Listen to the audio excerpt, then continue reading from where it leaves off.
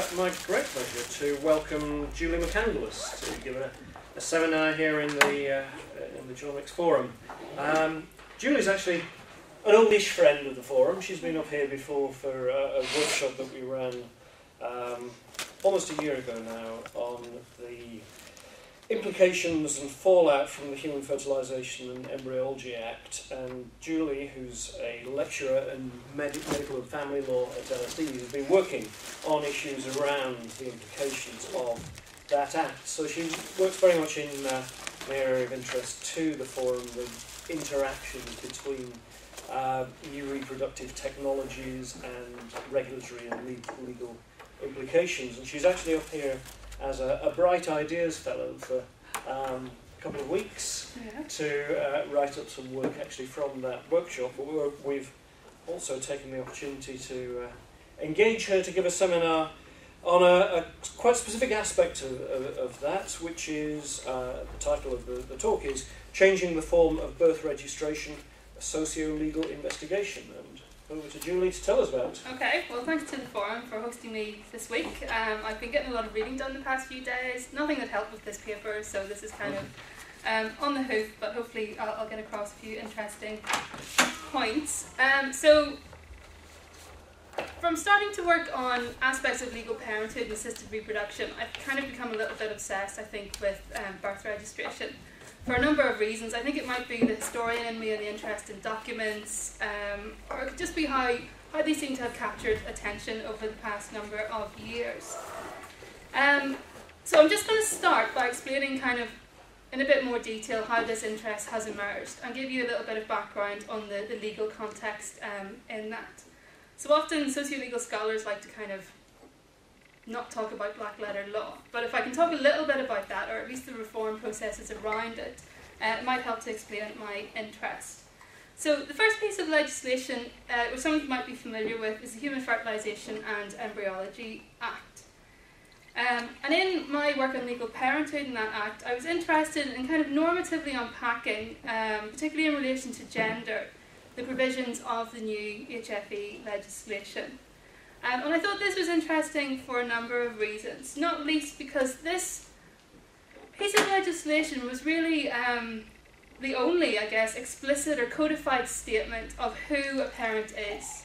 And the fact that it was in these reproductive contexts which kind of significantly challenged biogenetic and the usual dyadic understandings of parenthood and kinship was quite significant, and perhaps quite different from incremental developments in the common law.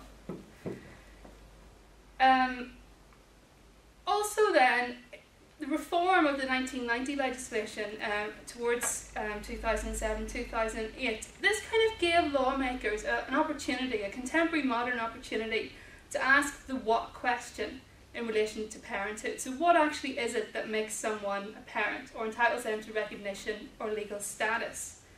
And I've argued that that really wasn't advanced in the reform process. And what happened instead was kind of a process of assimilation.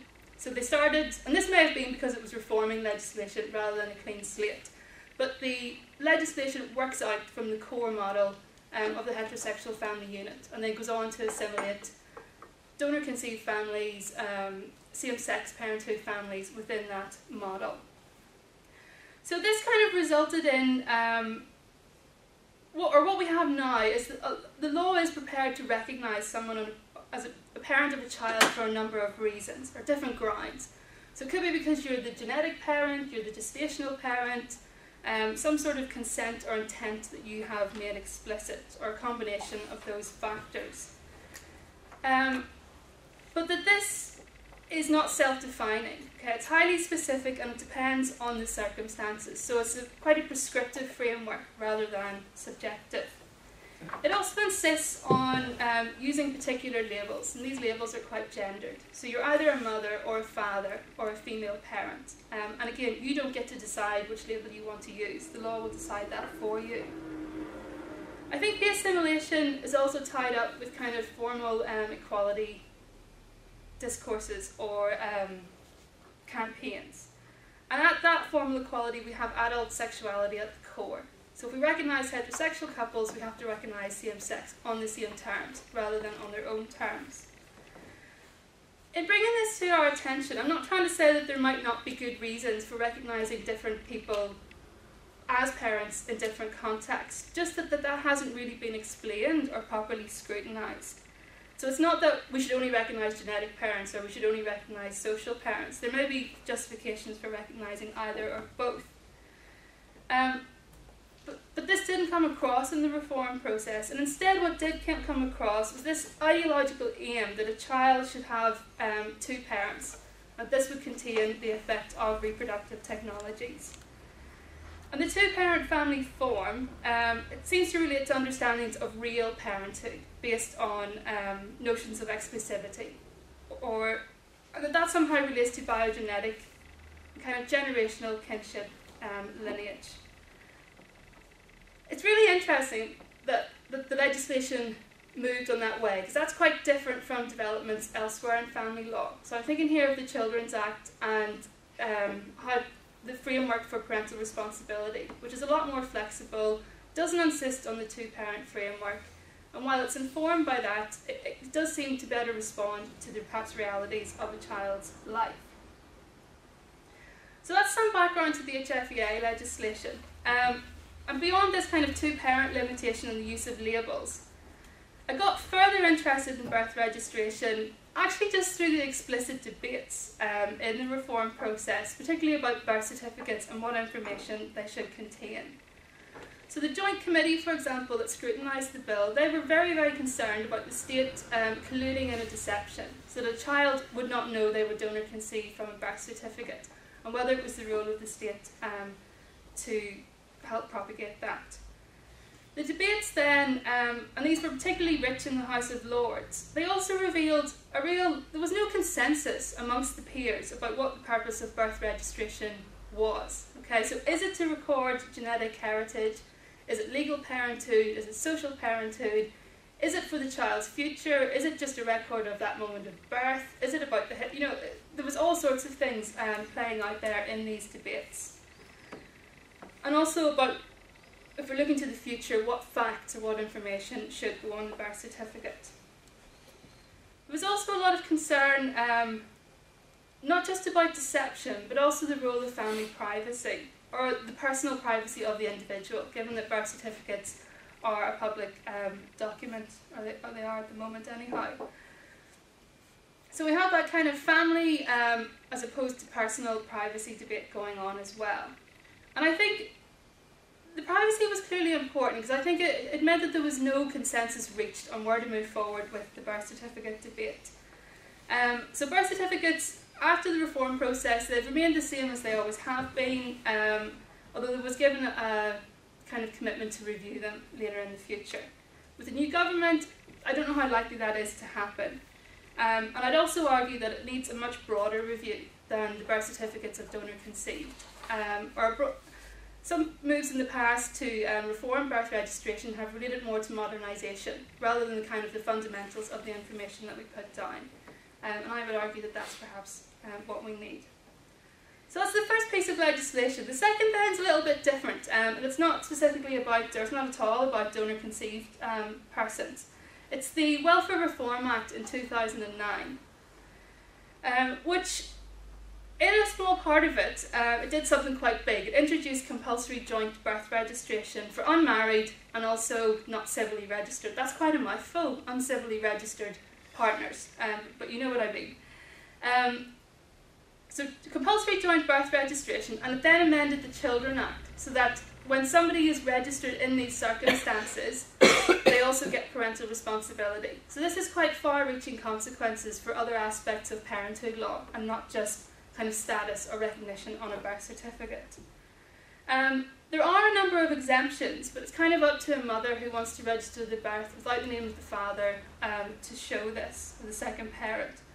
But that onus is on her, and if she's unsuccessful, the onus is then on her to go to the court to say why the father shouldn't have parental responsibility. And that's a real shift. It kind of flips what we had before, which was the father could go and ask for parental responsibility if him and the mother couldn't agree. In relation to disputes, the legislation is also quite complicated. So if a woman says this is the father and he disagrees, it can't go on without his consent. but paternity tests remain voluntary, so it's kind of legislation without any teeth. There's nothing to require people to take the test, to show paternity, to deny it, and so forth. And that's still, you still have to have court orders for these things, and the courts aren't always prepared to order that such would happen under the auspices of the welfare of the child. I think so it's without teeth, but it's also quite forceful legislation. Okay, the exemptions are narrow, registrars are required to enforce these, so the way this legislation might work might be by sort of creating a compelled norm, where women feel that they're required to name the father in circumstances where they might not otherwise have done so. So if we locate this in kind of, a broader family law picture, this legislation is really interesting because it reverses a decision made at the start of that decade by New Labour not to automatically award parental responsibility to unmarried fathers for all sorts of different reasons or problems that this might cause. What did change at that time was when the birth was jointly registered by the mother and father. That would automatically confer birth registration. But here we have a situation where compulsory registration, you're conferring the same legal rights and entitlement. So it's quite a big flip over a period of I think less than 7 or 8 years.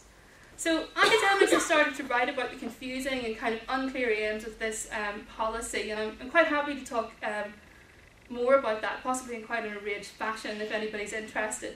But for the sake of brevity for today, the government's reasoning seemed to be a conflation of kind of cause and effect.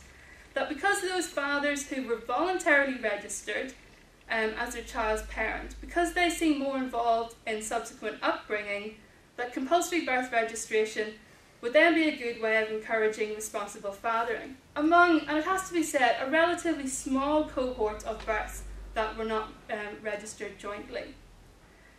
So in other words, if you give them recognition, responsibility will follow.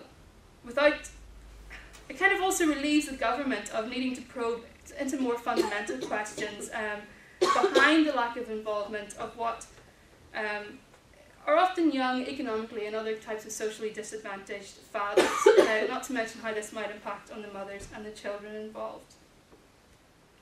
So this change went ahead, and I think there are lots of kind of interesting studies to be done on how this legislation plays out in the future, but it's not quite yet in force.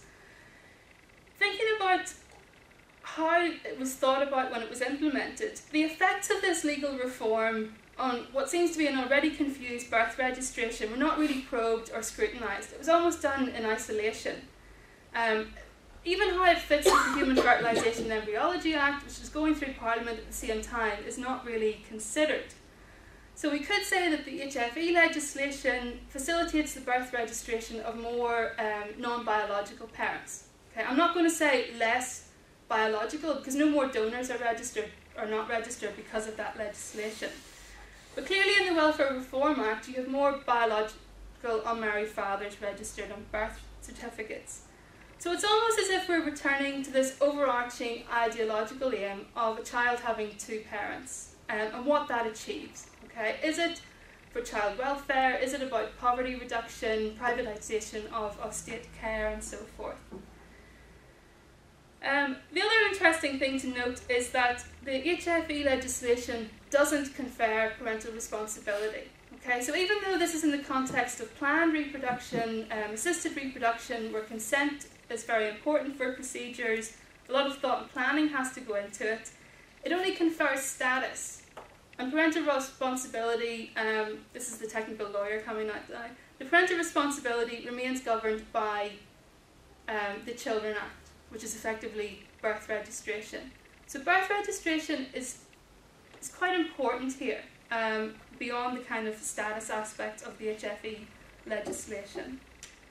So to sum up, two things seem to really emerge from this Welfare Reform Act. So it's the use of birth registration as a social policy tool, that it's somehow going to change or affect parenting behaviour. And then secondly, with the automatic conferral of parental responsibility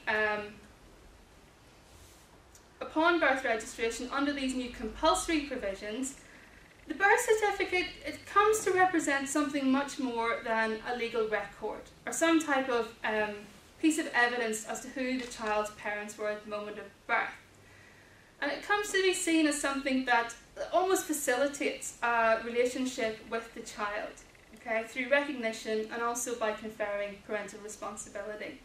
And I think that's quite a big shift to maybe how birth certificates have been understood in the past. So while there's clearly lots of significant socio-political backdrops to the issue of birth certificate reform, privacy being a big one here, this one to me seems really important. Also because it seems to get eclipsed in some of the academic work emerging around birth registration. So some of you may be familiar with the work of Andrew Bainham, who's perhaps been the scholar to most ask the direct question, what is the purpose of birth registration? And although I don't think I agree with his conclusion, I'm kind of sympathetic to some of the things he's trying to do, which is to say that birth registration should be about rights rather than welfare, although I think we probably disagree a little bit on how it relates to biological parentage.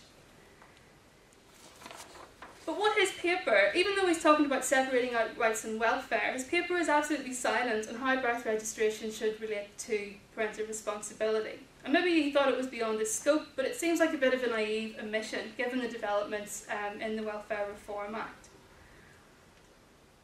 So there's that aspect of it. Then when you look at work which does try to map out, well, how should parentage and parenthood and parental responsibility, what should the legal framework be connecting all these things, that work doesn't really look at the broader purpose of birth registration and what role it might play beyond the identification of parents. So I guess I'm one of these quite boring, comprehensive people. That was often a comment on my high school essay. It's very good, very comprehensive, not very exciting. I'm kind of interested in bringing these issues of legal parenthood, broader parenthood law, and also birth registration, perhaps as an administrative process, together.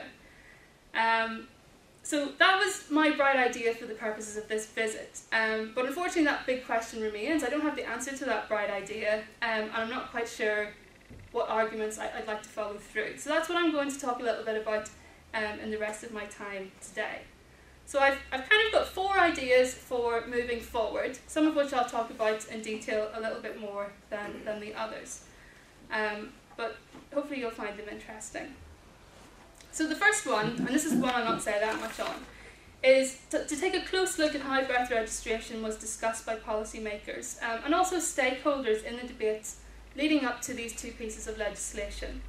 So kind of fleshing out this seeming lack of policy consensus, and also look at the idea how policymakers are conceptualising birth registration. I thought this would be really straightforward, but the DWP seemed to have moved or taken away the documentation relating to the Welfare Reform Act, but I'm sure I can get that eventually. And as you can probably tell in the start, I kind of started with that process and have some ideas on it. So I'm not going to talk about that much today, but if anybody has any other good ideas or things you'd like to raise, feel free to do so in the discussion.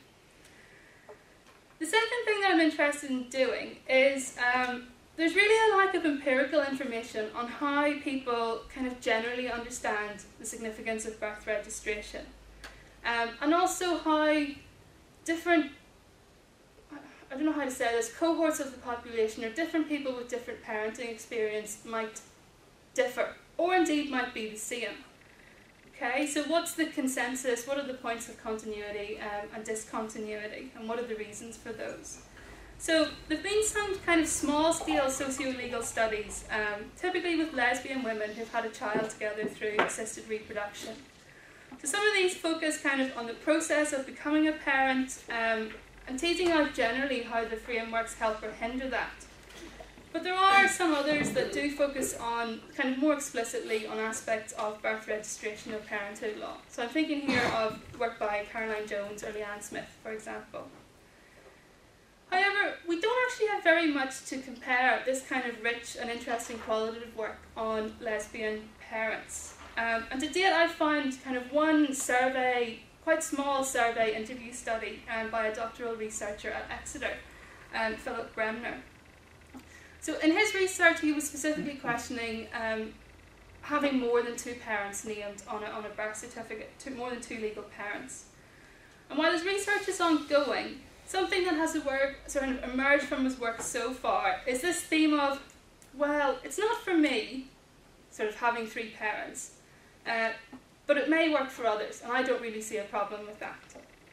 So it's very small, but it's exploratory, and it kind of responds a little bit to claims by the Department of Health that such reforms would be much too radical to consider, and there just wouldn't be any support for them, or they'd destabilise the general legal framework.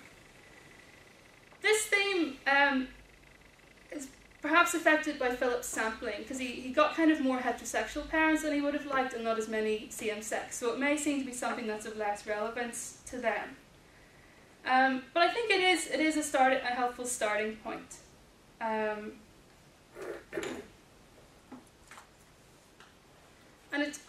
it means that to dismiss these kind of possibilities without much scrutiny or observation, or even putting them out for public debate, that seems to do a disservice to kind of growing diversification of family form, and the need for law to somehow recognise and accommodate that better than it has done historically. Philip also compared responses in relation to surrogacy arrangements between participants in California and the UK, where the legal contexts are very kind of different indeed. So contracts may be enforced in California, but they're not in the UK. So in these responses, he was able to tease out how legal frameworks may be quite significant in how people understand particular reproductive practices, and kind of the kinship relationships that are deemed to emerge or not. So this perhaps therefore reinforces this kind of mutually constitutive nature of the social and the legal. Okay, and the social here should be broadly constituted to include historical and political. So with these studies in mind, and given that they're small, I think it might be useful to kind of gather further information on general understandings of birth registration and parenthood. In the legislation, or in the debates leading up to the legislation, beyond some kind of individual perspectives, mostly from activists in the donor-conceived community, academic research of this nature just wasn't really there. I say this with caution because likewise it wasn't there in the Welfare Reform Act. The government did commission some research which recommended that legal reform of this nature is not advisable, and then they ignored it. So while it's helpful to say I'd like to bring perspectives to new policy debates and things, it's always nice to put that on impact statements.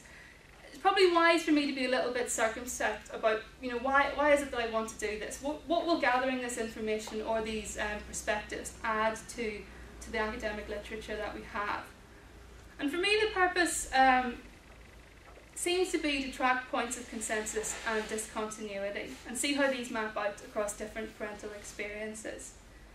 And I think it might be significant to try and do some work which teases out people's intuitions about parenthood. So what norms are people prepared to accept, which are contested and why? Whether sociological terms such as mother and father, do they need to be in legislation? Or could we have a gender-neutral term that gets better to the core of the purpose of what law is trying to do, which is make sure the appropriate people have the rights and responsibilities, rather than maybe shore up fairly gendered ideas about parenthood. And to then locate these perspectives in the kind of broader context of recent policy and legal developments and critical legal scholarship. And that, part of me thinks that would be a useful exercise to do, and might help kind of prompt a much broader review of birth registration, rather than the current much more streamlined focus on donor-conceived people. So I'm thinking here really of, could work of this nature prompt the Law Commission into doing a bigger review in this area? It's been 25 years since they've done a review into child law, so maybe that time is approaching. So to this end, this is very strange because I haven't done any of this research yet, so I can't disseminate it to you. I'm kind of, I guess, asking if you think it's a good idea. But what I'm hoping to do is to carry out a questionnaire survey and some pilot interviews. Empirical research is kind of beyond my comfort zone as a critical legal scholar, but I think I'm getting there. So what I've thought would be a helpful thing to do would be to use kind of semi-structured questions to allow people to raise issues that they feel of significance to them, but also vignettes as a way of teasing out intuitions or getting to the heart of what people often see as common sense, or, well, that's not fair, what am I going to say to that? So that was how I thought I would approach that kind of data collection. So any other great ideas, I'd love to hear them. But that's that for the second point. So I'm going to move on to the third thing that I'm interested in looking at. And I can do this in a bit more detail. And that's the discourse of genetic identity and the child's right to know. And how this discourse has been connected to birth certificates. So this discourse kind of intrigues me, perplexes me and troubles me for a number of reasons. So I'll tell you what those are and see what you think. So first of all, I'm not really sure what most people mean when they refer to genetic identity. Or even if people are talking about the same thing, or if they're talking at cross purposes. Or even whether the label of genetic identity or genetic truth, these seem to be the buzzwords in this area, whether that's really capturing what many proponents of the discourse are really actually concerned about. So, this might seem a bit churlish, but if you're really concerned about your genetic makeup, and I'm not suggesting anybody should rush off and do this, you can send a sample of your DNA to some direct-to-consumer genetic testing company like 23andMe or DecodeMe and get a big complicated breakdown of your genetic propensities. But this in many ways, that probably means not that much to us. Most of us will not understand it or not be that interested or not see the relevance of it. So unless you're told of something that seriously impacts your health, and it's actually something you can do anything about other than worry, I don't think many people are that interested in doing that for reasons other than curiosity, to see what the process is like. So it's not about genetic identity in that sense, such as the breakdown of genes. So is the term then more about kind of a general sense of self-history or personal identity, and the role of genetic lineage in that narrative?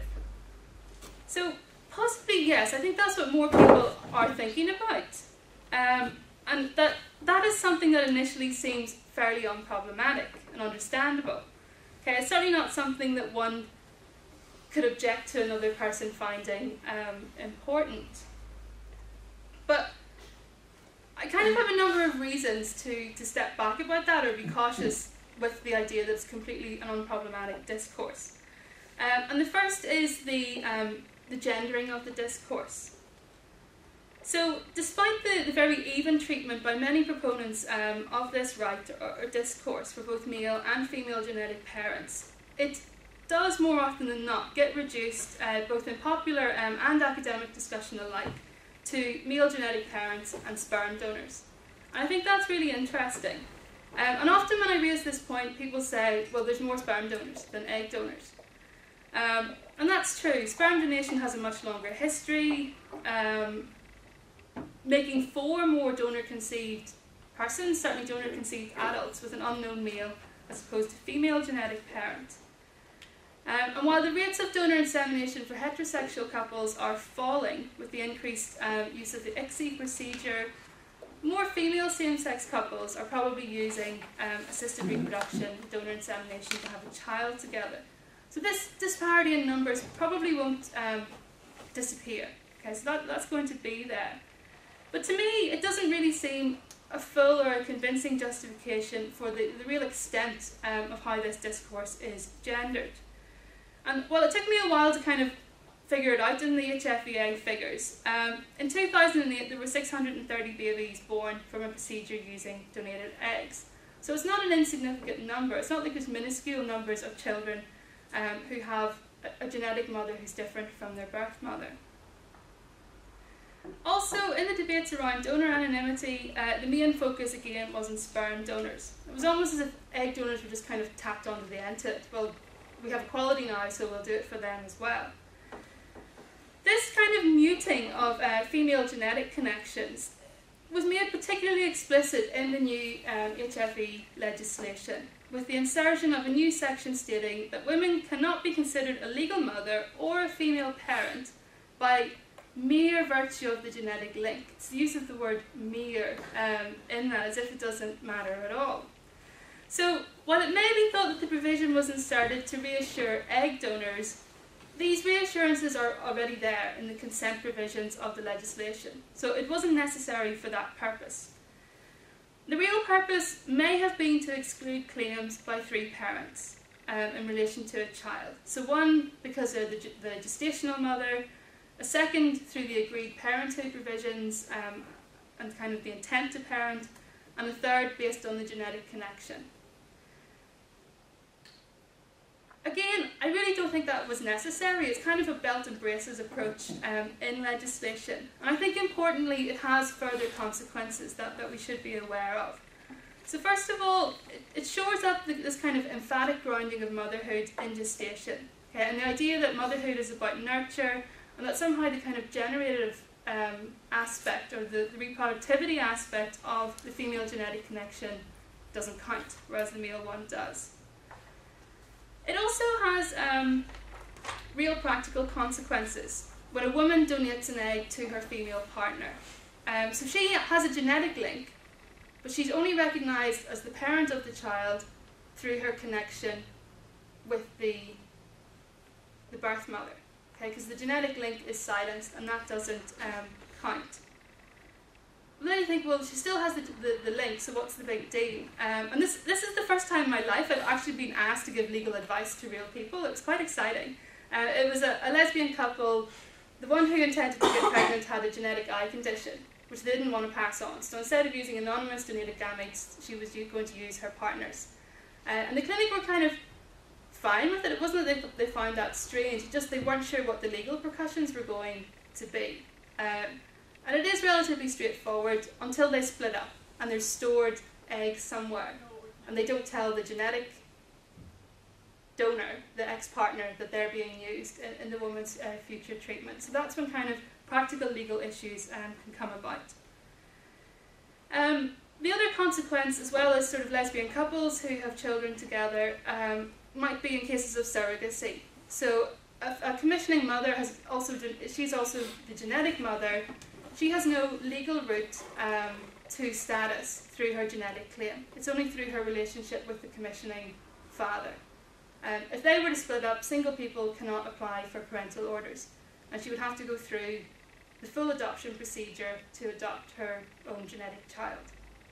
Okay, so it's not just symbolic; it's also practical that the legislation has done that.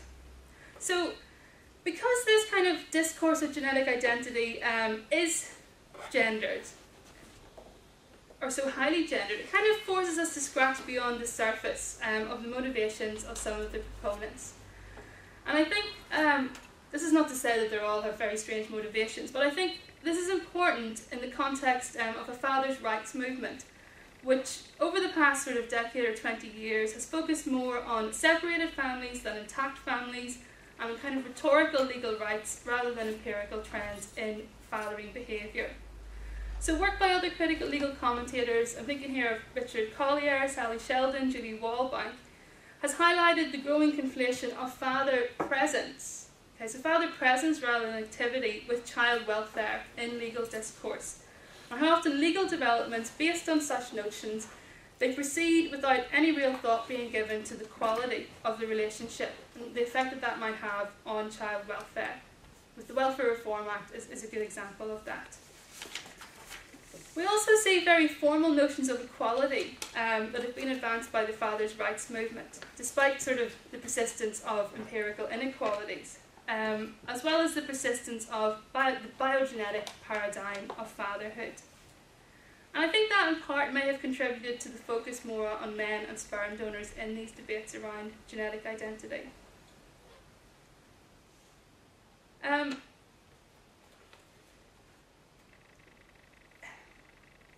Which in some ways, the paradigm for fatherhood is still the biological one, is kind of strange.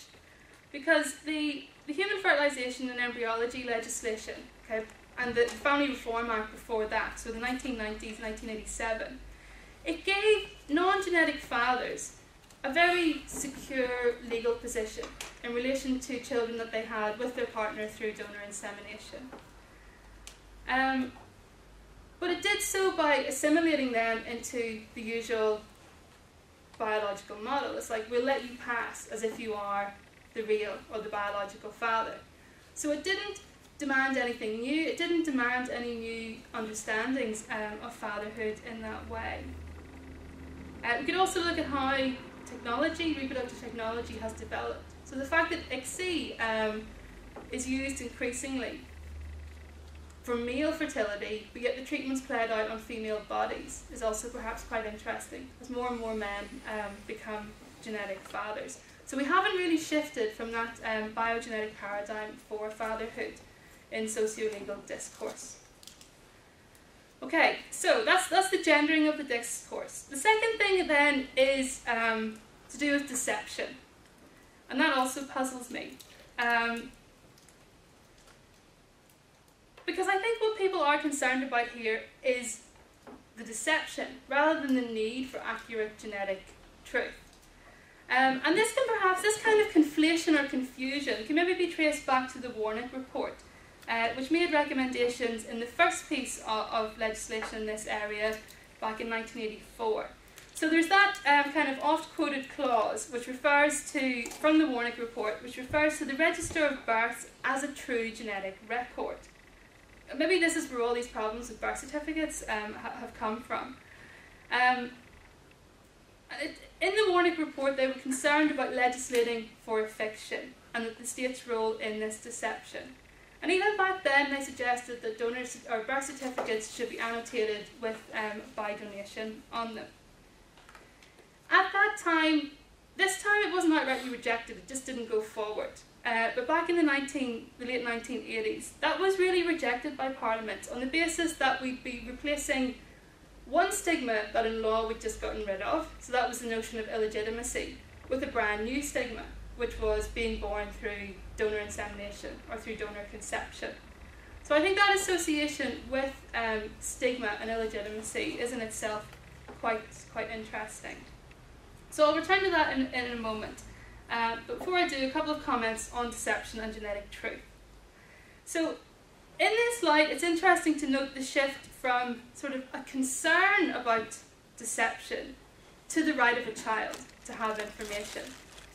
So as Jane Fortin has outlined, this seems to have been influenced by developments in international law, as well as just kind of a general shift towards a greater rights-based culture generally following the Human Rights Act.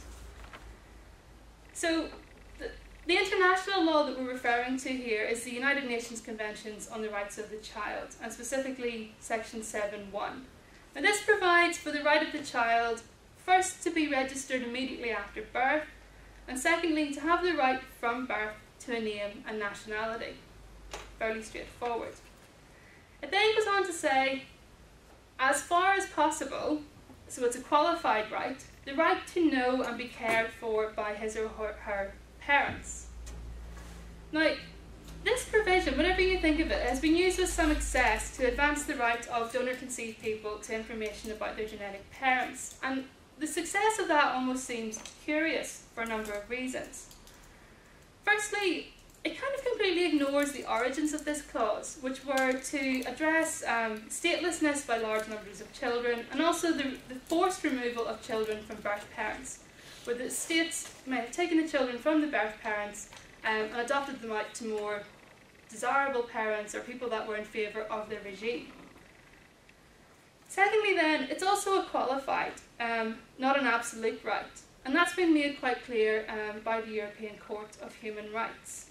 But still, it's kind of pushed off as this entitlement or right that doesn't have any prescriptions on it. The third interesting thing then is how the reference to his or her parents, how that's come to be assumed to mean genetic parents. There's no mention of genetic parents, and the facts of a child's birth, they could be more complicated than through straightforward sexual reproduction. So although genetic identity is often talked about as a right, I am not sure that in legal terms one can actually be said to exist, or if it does, that we've sufficiently fleshed out what such a right might mean. But then that's kind of a problem with all types of legal rights. I also think perhaps that the language of rights has eclipsed again what many people are concerned about in the context of donor conception, which is the actual act of deception and the effects that that can have on a person's ontological security, and also their relationships with their family, should the deception later come to light, particularly if you're older, maybe a teenager, or even beyond that as an adult. So, at the moment, there's quite an interesting study being conducted by Petra Nordqvist and Carol Smart in Manchester, and that's just studying the disclosure of donor conception. And having spoken to Petra, these sound like really, really quite hard interviews to conduct, where parents, and it's often the fathers, they kind of relive a sense of stigma and shame and even trauma about identity and the kind of consequences that disclosure might have on that. So there's a lot of trauma going on here. On the one hand, you have finding out that you were donor conceived, or more accurately, finding out that you've been deceived by people who are your parents. While on the other, you have the difficulty of coming to terms with infertility. Okay? And they both seem like difficult issues. And I'm not really sure that conceptualizing this as a rights issue is helpful, because in a way it simply means that privacy rights are pitched against identity rights. And it's this kind of balancing act, which is how many legal discussions of rights play out. So the question I would like to ask is, can the law do something more useful, or more progressive, more helpful in this context, rather than pitch it as a battle between rights? But this is kind of where I become stuck, because I kind of sway between two extremes. So I've already mentioned that I think the human fertilisation embryology legislation, that it failed to really renegotiate fatherhood on a basis other than the genetic link. And probably to add to that, I think the 2000 Act has failed to negotiate same-sex parenthood on its own terms. Okay, it simply kind of extended out the core of the heterosexual family model. In taking this assimilated approach and construing the legal framework around adult sexual couple, the law seems to be trying to gloss over the reality of fragmented parenthood, in many cases of assisted reproduction.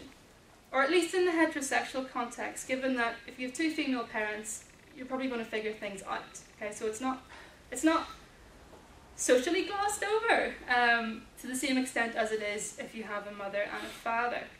So the question I keep asking myself is whether the rules surrounding legal parenthood and birth registration should be reformulated to make it more obvious that different people play different roles in a child's conception. I know that Jennifer has done work around this question as well. Other scholars, legal scholars, they do seem to be moving towards suggestions for different schemas on how we would allocate status, how that would relate to parental responsibility and things. So there is some work in that direction. But most are exploratory and haven't figured out the details. What is also worth to mention here, perhaps, is kind of a warning or an urging by Carol Smart, in the sense that we need to be careful about prioritising certain truths and to pay attention to the power dynamics therein. So what we can ask here is, what is happening in the debates around birth certificates and the need for them to contain some kind of reference to donor conception? Okay? i.e., does such a move risk prioritising genetic parenthood over social parenthood? And even if any such reform is done in such a way as to make clear that donors have no legal rights and responsibilities, as we've done with legal parenthood in the HFE legislation, does identifying them threaten the kind of lived authority of social parents? Or should we credit the parents of donor-conceived children and those families with a bit more strength and kind of stop seeing them as so fragile? So while the narratives from the interviews that I mentioned in Petra and Carol's project, they do seem to signal a persistent kind of fragility or insecurity associated with infertility. As a legal scholar, I'm interested in asking, to what extent does the law contribute to this persistence? Okay, given that it allows the parents of the donor conceived, that sounded really strange, of donor conceived people to present themselves as biological and legal parents. And does that possibly shelve the need for them to accept infertility, okay, or the circumstances of their child's birth? This is quite different for other non-biological parents. So adoptive parents, or those who become legal parents following surrogacy arrangements, the birth certificates, it will be quite obvious from them that they might not be the biological parents, and the child can trace back to their original birth certificate. So I think these are interesting questions for legal scholars to ask, and I'd really appreciate any thoughts from people with different expertise, because in some ways I feel really ill-equipped to answer them, given that I've spoken to about 3 people who have had donor insemination or IVF. So I feel a bit out of my depth talking about other people's pain and trauma and how the law should or shouldn't respond to that. The last one then, that I want to end this kind of discussion of genetic identity with, is some thoughts on what I call the big deal perspective. Okay, and this maybe seems a little bit out of sync with the kind of very cautious discussion that I presented of gendering and what we actually mean by deception. And it picks up on the initial reason for rejecting the marking of birth certificates, that it could be seen as a new type of illegitimacy or a new label. Well, would it? Okay, is that how we think about fertility treatment today? So, in thinking about birth certificates, I'm really interested in them, but then sometimes I think, God, what is all the fuss about? Okay, not least because of how adoption and surrogacy are so different. Why is it not just the same for donor conception? But then sometimes I think, well, this big deal perspective might be because I've been thinking about assisted production and donor conception for what seems like quite a long time. Okay, so since before I started my PhD work. And they seem like kind of familiar things that people do to me. And it's probably not until I hear about research about people who've experienced donor conception, or when I glance at some kind of horrible Daily Mail headline about the new evils or perils of donor insemination or reproductive technology. Usually it's something to do with the end of men's role in reproduction. I kind of have to remind myself that perhaps this is a big deal, and that my sort of initial intuition, which was, well, just get all the information out there and then it'll be out in the open and then it won't be stigmatising, might not be that straightforward. So while I'd still like to have that conviction, as it probably would make my life easier, it is perhaps too naive. So I've tried to think of comparisons to other situations. So the one I thought of was whether forcing someone to come out in the context of sexuality, does that help to destigmatise homosexuality in a predominantly straight world? It might, especially if lots of people do it, but there are other sort of complex factors at play, and we do have to consider the privacy concerns of that particular person and the effects that a forced outing may have on them. On the other hand, maybe this comparison doesn't really work, because we have not just the infertile person to think of, but also the donor-conceived child and what the impacts of deception might have on them. Or we could say that infertility, it's simply not as stigmatising as being perhaps gay or lesbian, not to mention being transgender. So I think it's interesting that the Gender Recognition Act, and I need to check this closely, but I think that it allows for the replacement of a person's original birth certificate. So that's more along the lines of kind of birth certificates in the context of donor conception, rather than adoption or surrogacy. So does this mean that donor insemination and IVF are kind of at par with gender transition in society in relation to kind of stigma and ideas around that? So I kind of remain quite undecided on whether the state should collude in this deception, and what role the law should be. So whether a public document like a birth certificate should have clear information of genetic heritage on it. And while kind of in intellectual terms, my prime motivation for having this information may be to make it explicit in legal terms how parenthood can be fragmented. Okay, and that seems like a good kind of conceptual or intellectual exercise. How will such a development be interpreted in the broader sense? Okay, will it be seen as giving priority to genetic ancestry over actual parenting, kind of succumbing to Smart's warning? And also then, given sort of my earlier points about the gendering of this discourse and how it has become rights conceptualised, maybe I should kind of veer away from the big deal thesis, or that getting all the information out there will somehow help. So I remain undecided, but what I will say here to conclude is that I think it's going to be fairly impossible to reach any sort of compromise which simultaneously protects privacy, whether that's privacy of the parent or donor-conceived persons themselves, and also gives an accurate genetic record. I just don't think we can achieve both of those things. We maybe need to stop kidding ourselves that we can.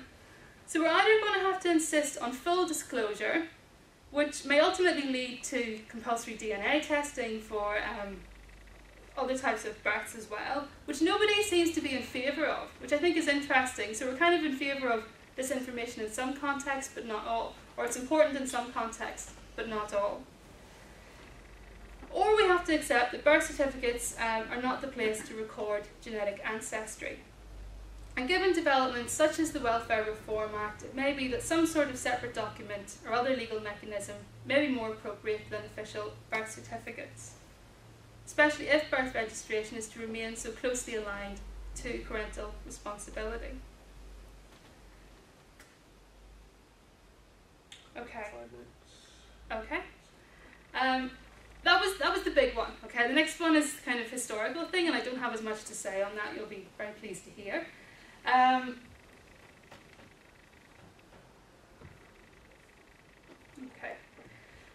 In relation to historical birth registrations, or historical sort of perspectives on birth registration and how it has changed over time, I think it's probably noteworthy if we look at the location of the General Register Office.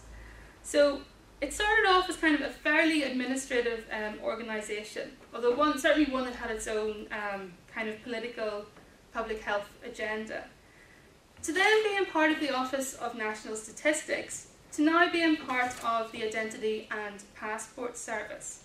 So the prevalence of this word identity and identity politics in contemporary society, and how it captures much more than kind of simple administrative identity.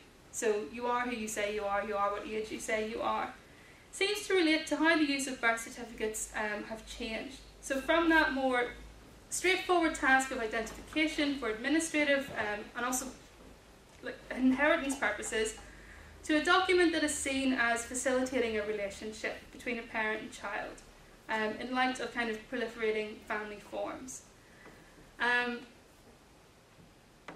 Also, why was birth registration introduced? Okay, part of it certainly was for a record of parentage, but unlike kind of today in this identity of facilitating relationships, it was for quite practical reasons. So for inheritance, possibly also maintenance. And again, we have to remember that there was all this thing about legitimacy. So you may have kind of assumed it was biological parents, but not necessarily so.